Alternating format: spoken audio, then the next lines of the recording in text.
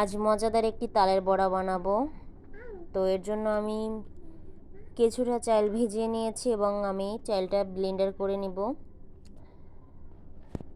তো আমার ব্লেন্ডার করা প্রায় কমপ্লিট। এখন আমি তাল দিয়ে ভালো করে মেখে নেব। এখানে আমি পরিমাণ মতো চিনি এবং একটু লবণ আর কাল আমি তাল ভালো করে জাল করে নারকেল দিয়ে রেখেছিলাম, ওই তালটা দিয়ে ভালো করে মেখে নেব।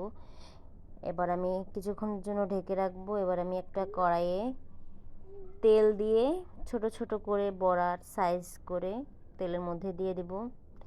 কিছুক্ষণ পর উল্টে পাল্টে দিয়ে আমি বড়াগুলো উঠিয়ে নেব। দেখুন কত সুন্দর কালার এসেছে, খেতে অনেক টেস্টি হয়েছে। আপনারা চাইলে খুব সহজেই এই বড়াটা বানাতে পারেন। আমার ভিডিওটা কেমন লেগেছে অবশ্যই কমেন্টে জানাবেন। সবাই ভালো থাকবেন। আল্লাহ হাফেজ।